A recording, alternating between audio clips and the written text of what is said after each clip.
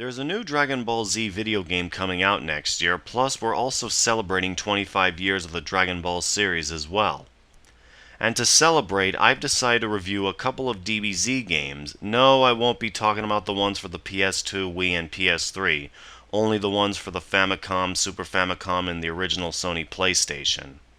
So without any further, let us begin. We'll start with Dragon Ball Z2 Gekishin Frieza. It's been 3 years since I played this game. It's an RPG nonetheless. Now the gameplay seems a bit familiar to the first game, doesn't it?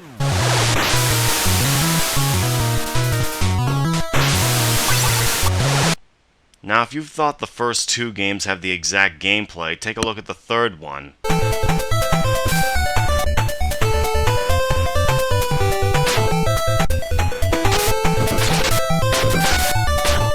There's also a fourth one called Gaiden Saiyajin Zetsu Metsu Keikaku, and what do you know, it has the exact same gameplay as the first three. Out of all of the four, I've only played the second game back in 2011, just once.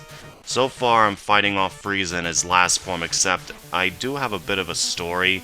I almost completed the game until my old computer quit on me in early 2014. Bummer! Next, Dragon Ball Z, The Legend of Super Saiyan on the Super Famicom. I first played this on emulator in 2001, then I got it for Christmas of 2001, and it's a remake of the first two DBZ games on the Famicom, only this time you get to move around freely like in the Final Fantasy games. Moving on to the main event are the fighting games. Yeah, that's what you guys want to see, right? Except I'm only going to talk about the ones for not only for the Super Famicom, but also for the PlayStation. Let us begin with Dragon Ball Z Super Butoden. A lot of fans say that this is the worst DBZ fighting game. I could be wrong, but it's the first game, so it's not that bad. It's still worth playing. Next we got Dragon Ball Z Super Butoden 2. This one is definitely an improvement over the first Super Butoden. You can power up your character's ki meter, which takes too long, the graphics are better, and no, you can't play as Goku in story mode, only in versus mode where you have to do some kind of cheat. This was one of the first DBZ fighting games to include movie characters and Cell Jr. In 1994, there was one Dragon Ball Z game released only for the Sega Mega Drive called Buu Retsuden. It's been 12 years since I played it, and it was the only game to include the two members of the Ginyu Force and Krillin. Till the later games! Dragon Ball Z Super Butoden 3. All I can say is the gameplay's faster, meaning that you can charge up your ki meter in a matter of seconds. Not to mention, Piccolo is the only character not featured in this game. Though, Future Trunks did make a return from the second game as a secret character, plus his name is written in English.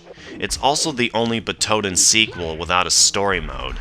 Then there were two DBZ games called Super Gokuden, and I haven't played them since early 2002, and all I can say is the gameplay in these two are, what the hell am I supposed to do? Next we move on to the Sony PlayStation.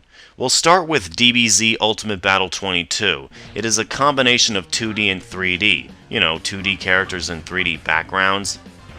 It also includes cutscenes and, yes, voice acting. Dare do I repeat that? Voice acting.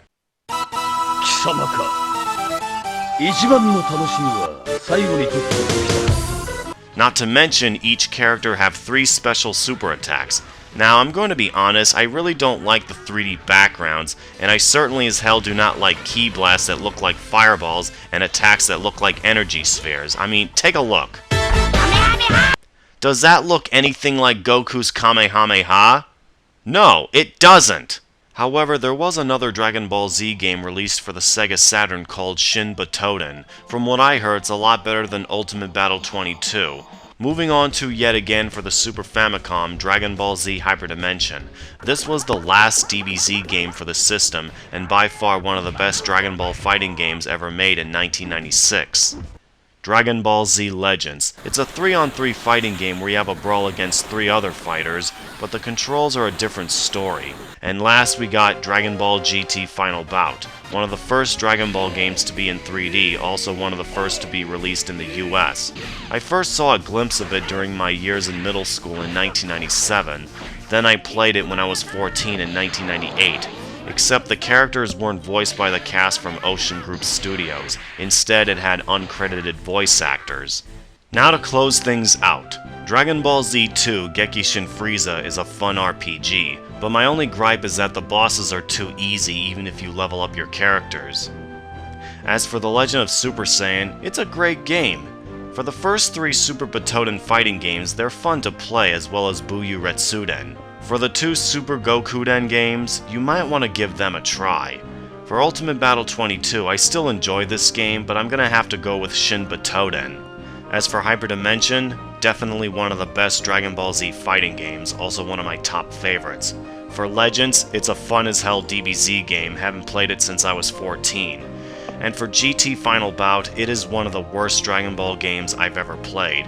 I mean, the only 2 things I liked about it were both the soundtrack and Goku's voice in the American version done by Stephen Blum, who you know him as the voice of Spike from Cowboy Bebop. Well, this wraps up yet another installment of special reviews, and I'll be looking forward to Dragon Ball Xenoverse when it comes out. So until then, in the words of Urinating Tree, good night, and Godspeed!